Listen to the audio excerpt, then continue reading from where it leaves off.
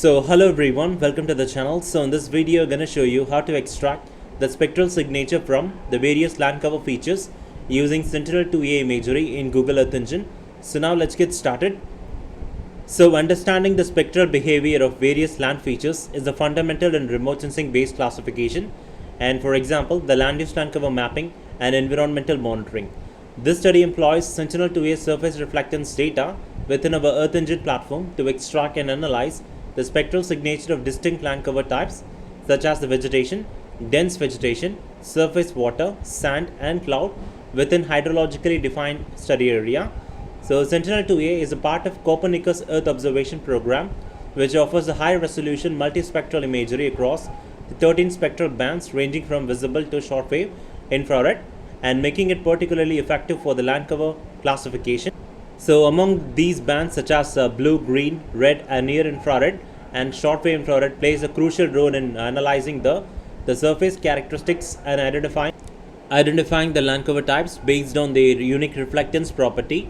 So Sentinel-2A Imagery for 2021 is filtered over the region of interest to create a median composite image, ensuring the minimum cloud contamination and stable reflectance characteristics during the dry season.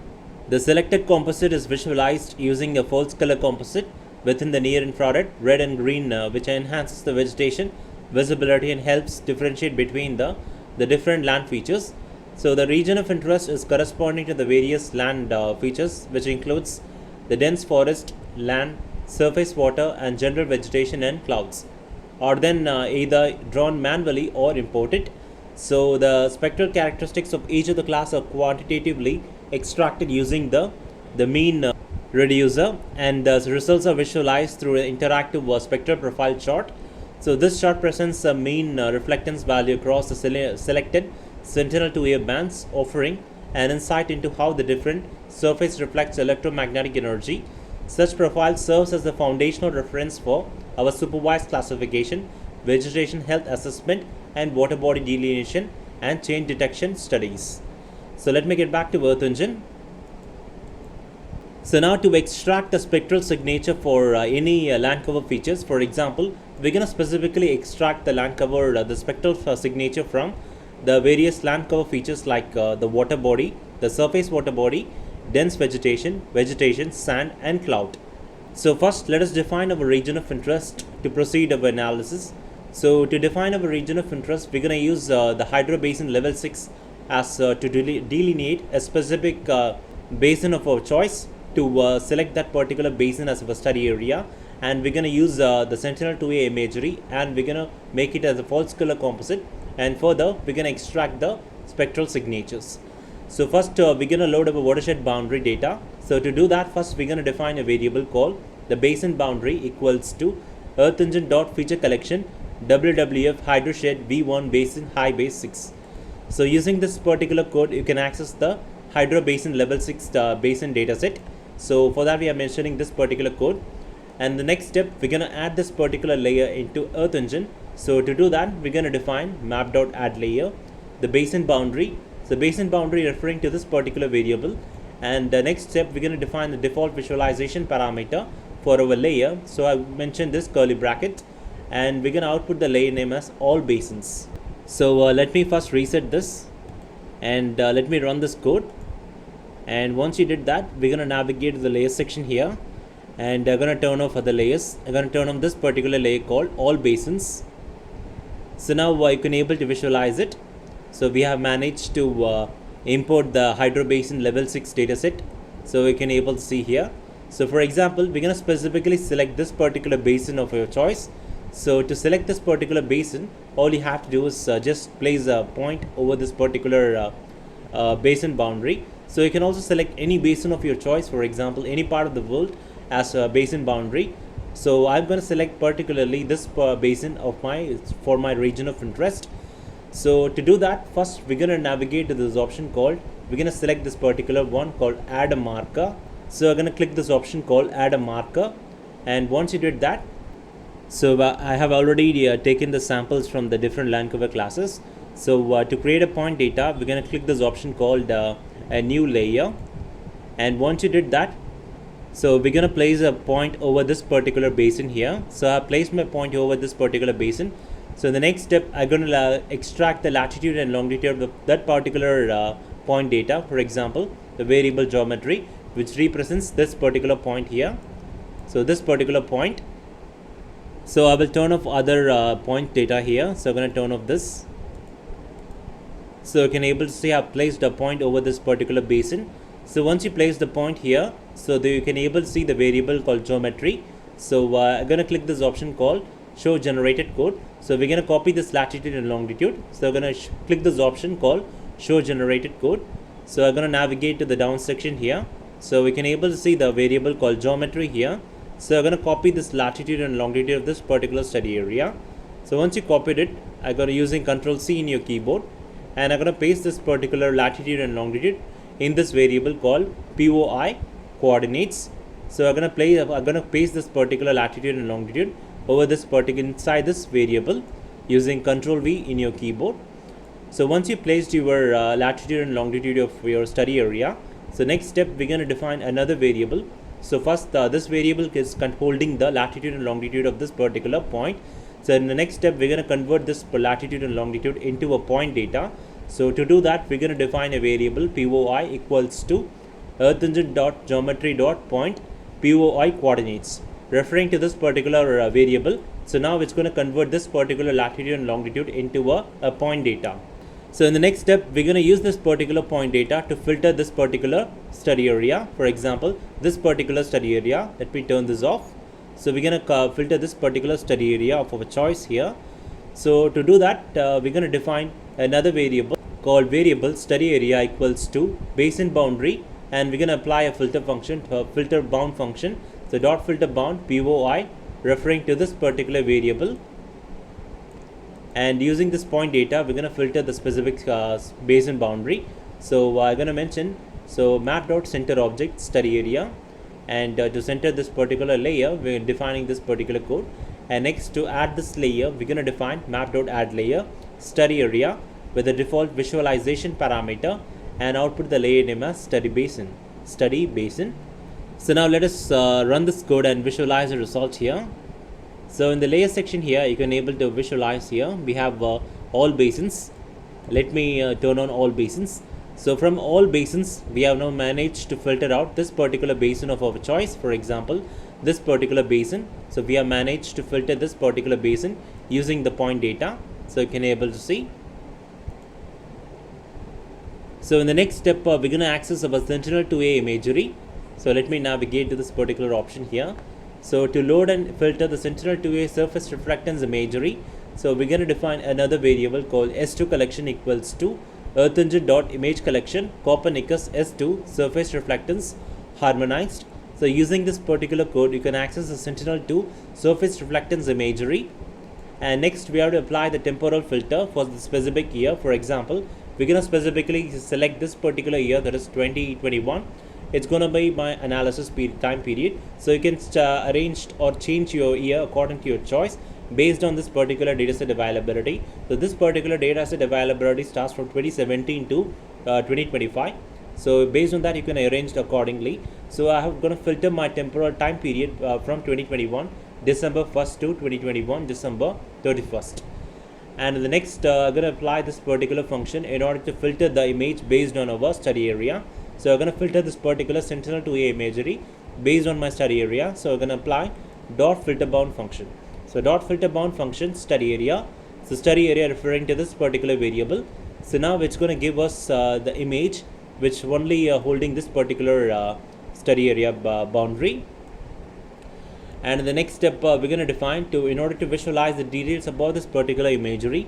So we're going to define as a print Sentinel-2A imagery S2 collection. And to visualize the details about this particular image, we can navigate this option here. So you can able to see here. So this is Sentinel-2A imagery S2 collection. So to view the details about this particular imagery, we have mentioned this. So in the features, we have a total of around 84 elements that is available here. So you can able to see a lot of Sentinel-2A imagery is available here. So you can go through the different details about this particular imagery. So you can able to see actually this property which represents the metadata property of the Sentinel-2A imagery. So you can able to see the different metadata properties available in the satellite image. You can go through this particular metadata properties. So let me navigate to this particular option here. So in the next step, we're going to create a median composite and select the key bands that is required to extract the spectral signature of this various land features.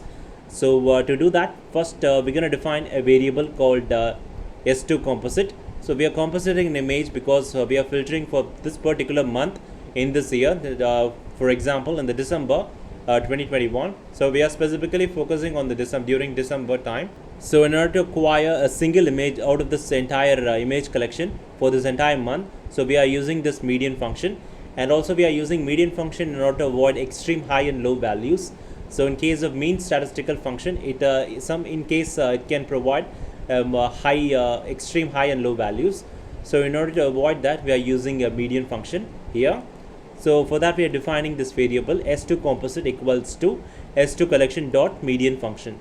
And in that, we're going to specifically select this set of bands here. So let me show you the Sentinel-2A bands. So this is a harmonized Sentinel-2 MSI multispectral instrument level A2, and the dataset availability is from 2070 to 2025, and the dataset provider is European Union ESA Copernicus. And using this code, we can able to access the Sentinel-2A multispectral satellite imagery.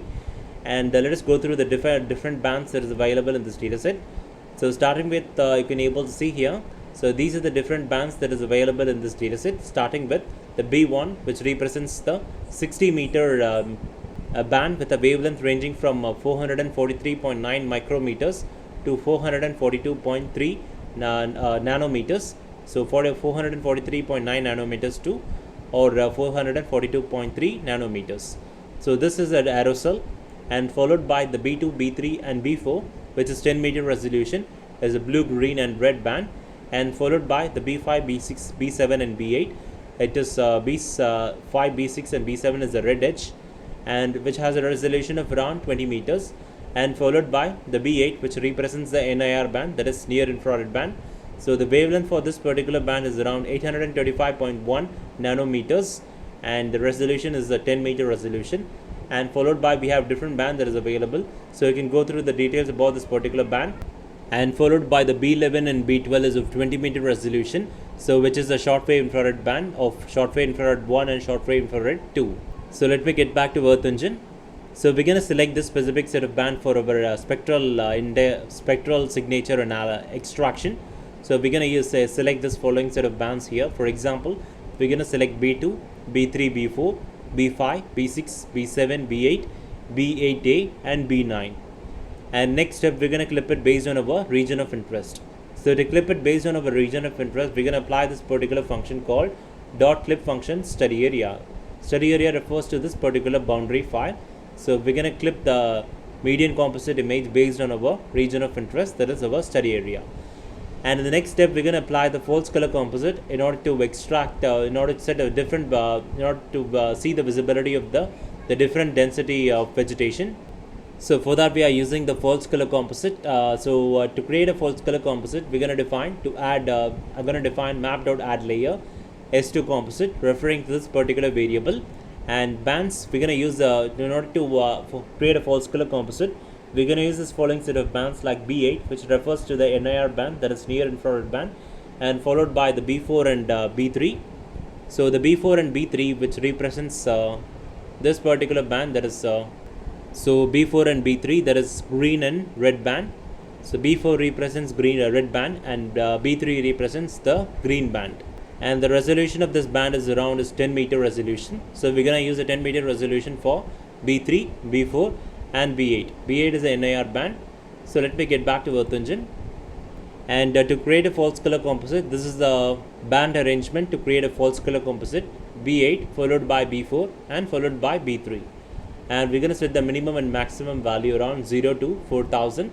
So the minimum and maximum, which represents the brightness, the contrast of the image. And followed, we're going to output the layer name as Sentinel FCC, that is false color composite. So now in the layer section, I'm going to run this code again. And we're going to navigate to the layer section here, and I'm going to turn off all of the layers. and only turn on the Sentinel FCC. So currently we are visualizing the Sentinel FCC, that is false color composite. So you can able to see that clearly. So this is the false color composite of Sentinel-2A satellite imagery. So you can able to see this is the false color composite. So from this image you can able to see here, so we have the different density can be identified based on the color. So for example, the deep red color, which indicates the dense vegetation, and the light red, which indicates the for example agricultural areas, and followed by this particular blue areas, which indicates the surface water, and followed by the white areas, which indicates the sand. So you can confirm by using this particular base map called satellite. So we're going to turn on the satellite imagery. So now we can able to visualize this is the sand. So this particular river is a braided river, so you can able to see. So we have different sand deposited in this particular river channel, and we're going to specifically focus on 4 land cover features. For example, the sand and dense vegetation and surface water and cloud. For example, this particular study area has a cloud towards the northern part of the study area, so you can able to see. So we can extract that particular spectral signature too. So in the next step, we're going to extract the spectral signature. So in the next step, we're going to extract the spectral signatures using this particular option. So we're going to navigate to this particular option here. So you can able to see add a marker. So before that, let me delete this particular existing spectral signature classes here. So you can able to see I've previously created a different classes here, starting with the dense vegetation, sand and water, vegetation, cloud. These are the different classes I have created earlier to extract the spectral signature from these classes for the specific study region. So now we're going to delete this. So we're going to delete all these classes, and I'm going to show you how to create each of these classes now. And we're going to extract the spectral signatures for each classes. So now I have deleted all the classes here. So now let's first focus on this particular area. So this particular area towards the northern part of the study area, you can able to observe there is the dense red color, which indicates the dense forest in the study region. So we're going to classify the forest area based on the different red color. So for example, the deep color, which going to indicate the dense forest, and the light color, which going to indicate the agricultural areas and the grasslands. So we're going to first extract this particular spectral signature from the dense vegetation. So to do that, first I'm going to click this option called add a marker. So once you did that, a geometry called geometry 1 point, it's pop up here. So I'm going to click this option here, edit layer properties, and the name I'm going to mention as dense vegetation. So now I have mentioned as dense vegetation, and this particular section import as I'm going to mention as a feature collection, and in the properties I'm going to click this option, and in the properties I'm going to mention as a class here. So in the property I have mentioned as class, and the value I have mentioned as the dense vegetation. So you can select the color of your choice here. So I'm going to click OK. So once you did that, we are ready to extract the spectral signatures. So I'm going to place my markers over a specific part of the study area. For example, I'm going to place my marker over this particular area here, and I'm going to place another marker here, and another marker towards this part of this area. And so now I have managed to place a 4 marker over this particular dense vegetation, and make sure that you delete all the variables in this area here, and and make sure that only our land use classes should be available this side. So first variable is our dense vegetation. So we have placed 3 different points over the study area, and the next step, so we're going to navigate to the layer section, this geometry import section here, and I'm going to click this option called a new layer. So now I'm going to mention as a sand here. So we're going to click this option called edit layer properties. So now we're going to mention the name as sand. So we're going to extract the spectral signature of sand in this study area. So this particular study area has a river which has a large number of sand deposits in this river course. You can able to see, you will see. So I'm going to mention the name as sand here. And followed by in the import task, we're going to select as a feature collection, and we're going to click this option called property. I'm going to mention the class and the value as sand. And now I've mentioned as class and the value sand, and you can select a color of your choice here. For example, I'm going to select yellow color, and I'm going to click OK. So now we're going to extract the spectral signature. So for the sand areas here, so we're going to turn this off. We're going to zoom into this particular area. So you can able to see the sand here. So this is a river course, and you can able to see a lot of sand deposits in this in this river channel. So we're going to turn this on here again, and I'm going to place my marker over this particular sand deposits. So you can able to see here. I'm going to zoom it out, and I'm going to place a mark over this particular sand deposits to identify the spectral signature. So I'm going to place only 4 points for this particular class here. And in the next step, I'm going to click this option called a new layer. So now in this layer, I'm going to mention as water, the surface water. So the name I'm going to mention as water, and the import task I'm going to select the feature collection, and this part I'm going to mention as class and water in value. So now I'm going to select the blue color, and I'm going to click OK. And now we're going to extract the water spectral indices. So spectral signatures. I'm going to place this marker over the water bodies here. So I'm going to place 4 markers, or I can place only 3 sample points here.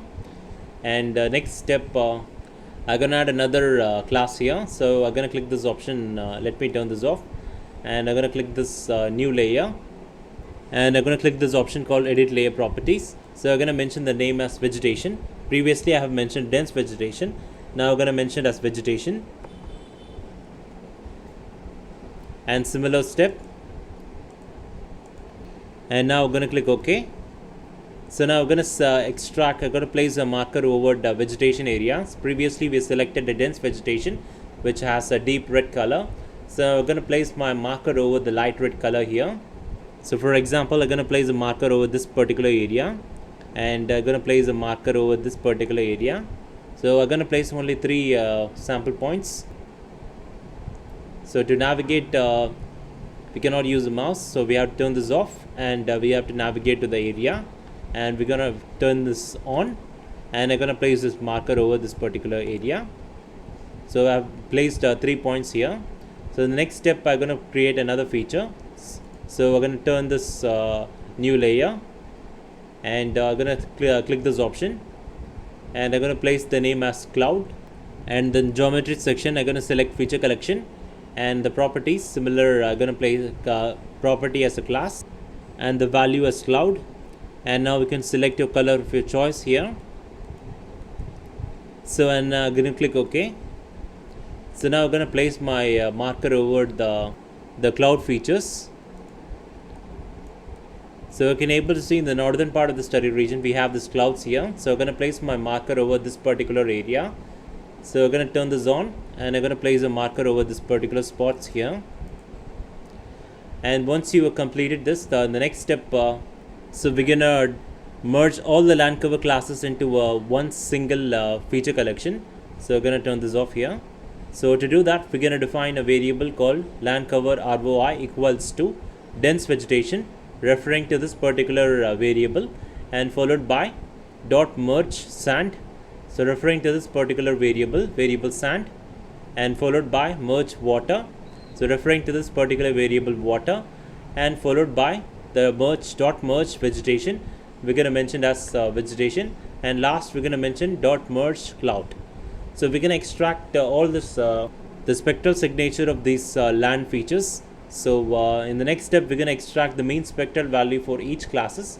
So to do that, we're going to define a variable called spectral chart equals to ui.chart.image.region, and the image we're going to refer to S2 composite, and the region we're going to refer as land cover ROI, that is our study area, and followed by we're going to apply the statistical function, that is our reducer earth engine dot reducer dot mean function, and the scale we're going to mention as 10 meters. So the resolution of this particular false color composite, that is 10 meters. We are using near infrared blue, and so we are using near infrared green and red band, so which has a resolution of 10 meters. And you can set additional options to this chart. For example, I'm going to mention as set options, title as spectral signature of land cover types, and the H axis I'm going to mention as bands, and the V axis I'm going to mention as reflectance.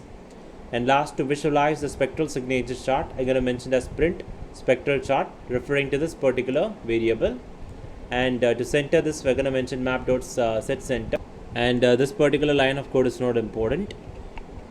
And let us visualize the result. So we're going to navigate to this option called run, and we're going to click this option called run. And now we're going to visualize the spectral signature for this particular study area. So you can able to see the spectral signature graph here. So we're going to click this option, and now we can able to see the different classes has a different spectral signature. For example, this particular class it's going to represent is water. So water has this unique spectral signature, you can able to see, and followed by this particular class which indicates the dense vegetation, and followed by this particular class which indicates the this particular class which indicates the vegetation, and followed by this particular class which indicates the sand, and followed by in the top section here. So you can able to see this particular band which has a very high reflectance, so which indicates the cloud which has a very high reflectance, you can able to see. So the next step, we're going to visualize we're going to go through the interpretation part of this particular spectral signature graph. So the spectral signature interpretation. So for first class is the water. So the spectral characteristics of water is the low reflectance in all visible bands, and especially in near infrared and short infrared band. So we're going to navigate to this option, and you can able to see here this particular band here. So this is a band 4 is B4 is let us check through our Sentinel imagery. So B4 is red band, and B5 is red edge, and B6, B7 and B8 is a NAR red edge, and B11 is a shortwave infrared band. So based on our interpretation, there is a low reflectance in all visible bands, especially in NAR and shortwave infrared band, and very dark in NAR and shortwave infrared due to the absorption. So typically we have this kind of interpretation here. For example, so you can able to see this drop in the signature curve, which indicates this particular has a very low reflectance in during this in this set of bands. For example, B6, B7, B8 and B9. So we can able to see the significant absorption in this set of band here, starting from B6, B7, B8 and B9. So B6 to B9, which indicates these are the following bands. B6, which indicates the red edge band, and B8 has NAR, and B9 is water vapor band, and followed by B11 and B12 is a shortwave infrared band here. So based on this graph, it has significant absorption over this part of this area. So based on our interpretation, so the interpretation, water strongly absorbs in NAR and shortwave infrared, and making this bands an ideal for identifying the water bodies. The flat and low signature across the spectrum distinguishes the water from other classes. So the next class we're going to focus is the vegetation. So the vegetation, the spectral characteristics of vegetation class. So the high reflectance in NAR, and due to the cell structures of the leaf, and moderate reflectance in green or chlorophyll peaks, and absorption in red due to the chlorophyll value or the chlorophyll content in the vegetation, and the signature is sharp rise in red to NAR.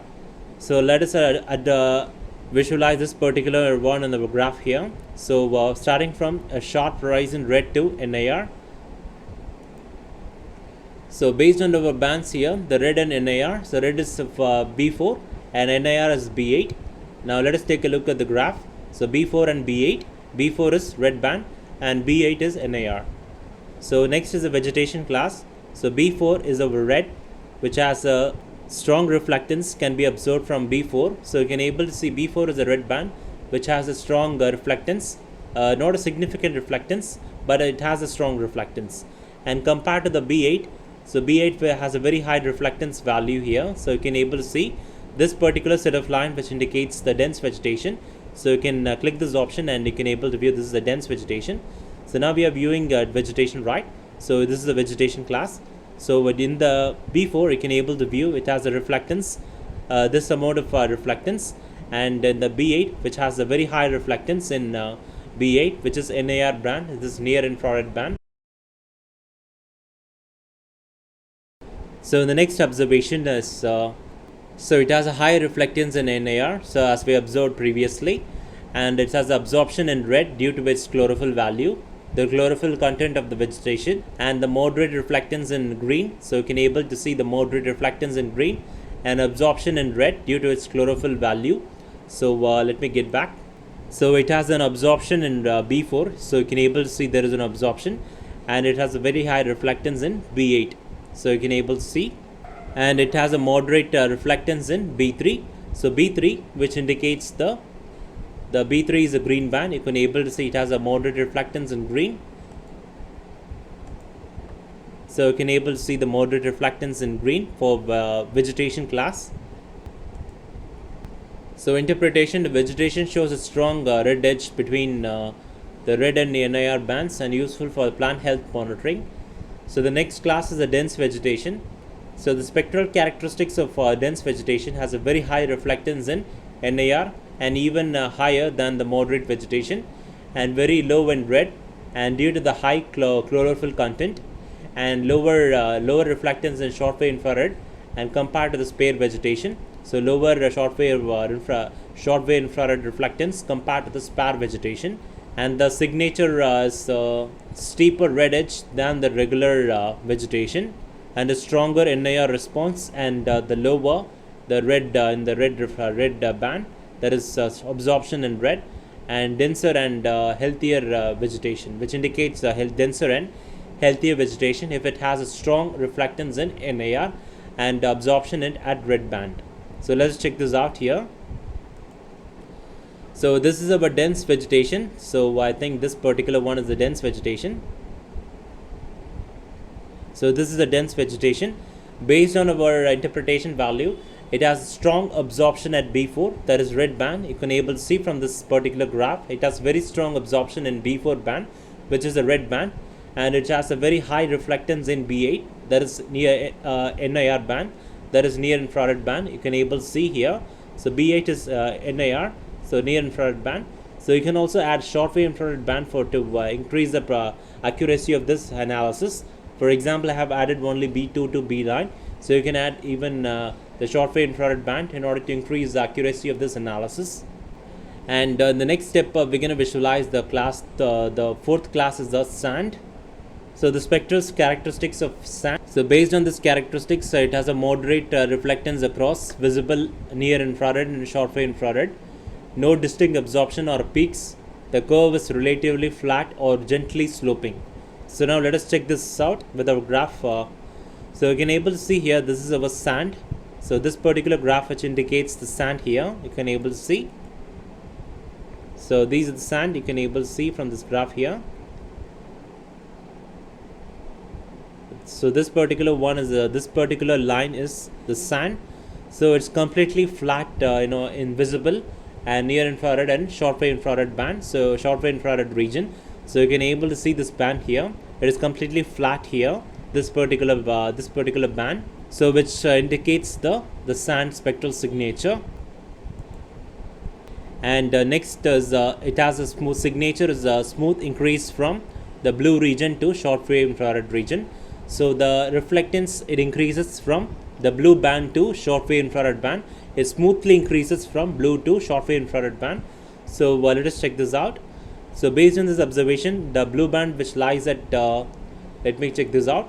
So blue band is B2.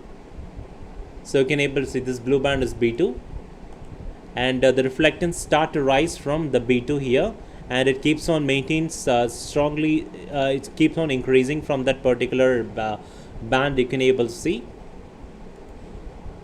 So the interpretation is the sand reflects the light steadily across bands and lacks the strong red edge or water absorption features.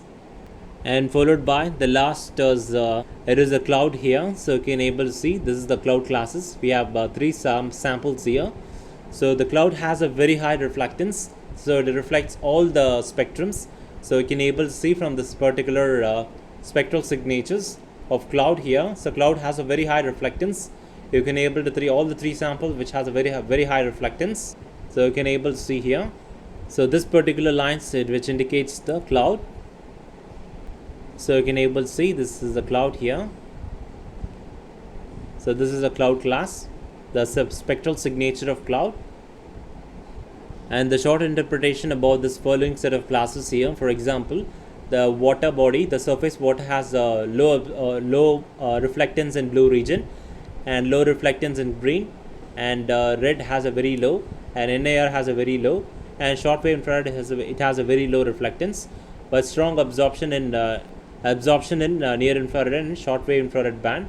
And in case of vegetation, the reflectance is medium in blue green, and is the low reflectance in red, and high reflectance in case of NIR, and medium reflectance in short wave infrared band, short wave infrared, and strong red edge between red and NIR, that is near infrared, and followed by the dense vegetation, which has medium reflectance in blue green, and very low reflectance in red, and very high reflectance in NIR, and lower reflectance in short wave infrared band. The sharper red edge, higher NIR, and than the spare vegetation. And for the soil or bare soil, it has a reflectance medium reflectance in blue, green, red, and NIR and short wave infrared band. So the curve will be mostly flat, slightly rising reflectance, no red edge. So let me get back to Earth Engine. So we're going to close this graph here. So in this video, I have shown you how to extract the spectral signature from the different land cover features using Sentinel-2A Imagery in Google Earth Engine. So thanks for watching, and the code link will be given in the description of this video, and make sure that you give us a like and subscribe to our channel. So thanks for watching.